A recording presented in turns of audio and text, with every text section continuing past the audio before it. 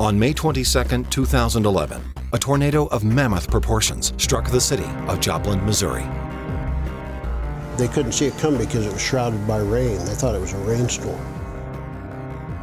Because the tornado was shrouded with rain clouds and rain, it was thought that it was just another bad storm, when it was determined that it was a monster with no regard for life or property. But what had happened, 2 or 3 tornadoes joined together right there, created an F5. It was supposed to keep going straight. It did, it didn't, it turned and went into Joplin, and nobody had time to do anything. There were only precious minutes to prepare for its ravenous destruction. People hid in their homes, under mattresses, in the tub, or wherever they felt safe. Commercial buildings and the hospital put people in the hallways. The devastation is just all over the place. The looks on people's faces, like I said, their emotions are just torn. It doesn't take anything to make them cry or get mad or make them happy. They don't know what to do.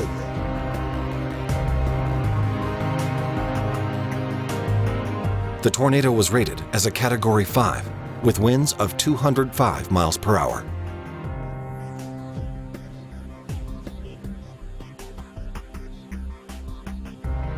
Houses and buildings were turned into toothpicks and torn from their frames. Cars were smashed like pop cans, and many lives were taken. 129 dead at present. Hundreds injured. Thousands homeless.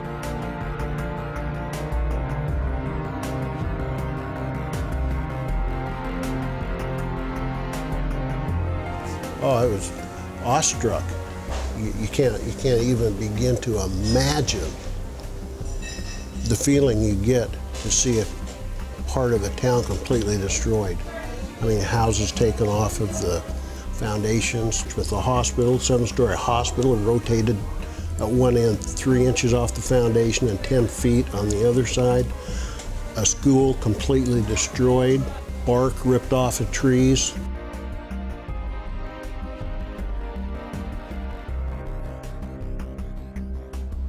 Yeah, there were 2 crosses there. The one cross, the big cross, as you can see by looking at the picture, there used to be a church behind that cross. That church is gone. It took it away. It wasn't there anymore. Not even a lot of the debris. It carried it away, and the cross wasn't touched. They had dozers. They had all kinds of equipment out there just pushing houses to the sides of the street. Then they had these self-loading trucks coming through, you know, with the crane on top, just scooping up houses, what was left of the houses. Well, of course, you're motivated when you see the news. I mean, everybody was taken in awe when they saw this on the news. We went to church, and we had planned a vacation to go to New York and see Statue of Liberty. I want to see that before I died.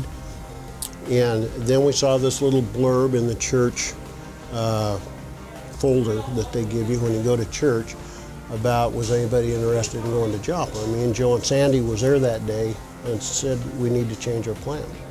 We need to go to Joplin because we have the skills and we can help those people. So we changed our plans, and 2 weeks later, we was in Joplin.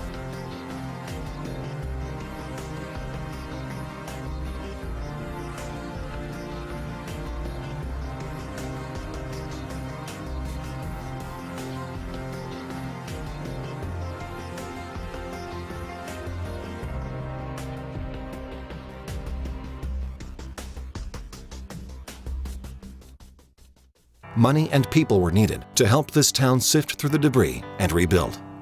On July the 7th, Ron Peterson, Donna Peterson, Joe Burden, and Sandy Burden went to help.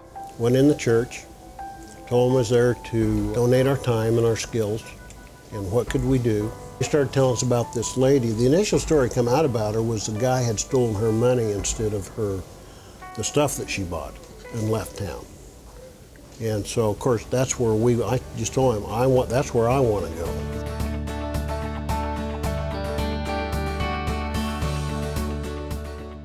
I told her who we were there to help her, was going to help her rebuild her house, and where did she start? And she said, pick a place. Well, first of all, the one room, that room was torn completely off the house. It was completely gone. And so they had already put the roof on when we got there.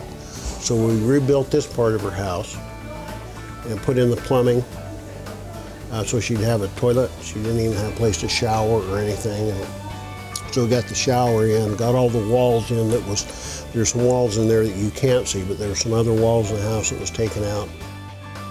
After arriving in Joplin, they immediately knew that the personal resources they had were not adequate and asked for financial help from the Meridian Optimist Club in Meridian, Idaho.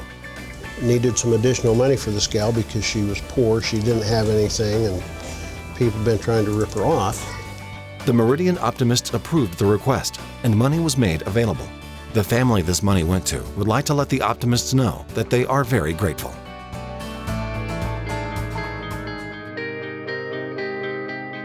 The company that makes Crocs sent a semi-load full of Crocs and these employees to hand them out to the workers and the people that got their houses destroyed and stuff. I mean, this is just one of many. I mean, just one of many. It was just unique that they sent all these shoes to this place. I mean, other places, daily, they had semi-loads full of food coming. They had semi-loads full of unannounced, a lot of them. These companies just said, take these things to Joplin because they need help.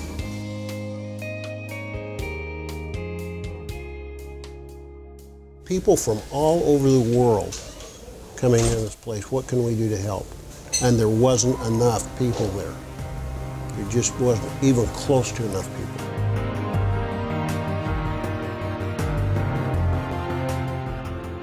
You know, the feelings we had was it was a disaster. It still is a disaster.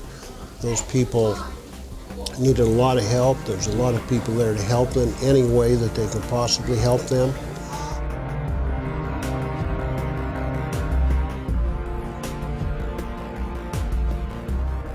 It's going to be a long time before Joplin is back. There's just too much destruction. It's gone, and I wish we could have stayed longer.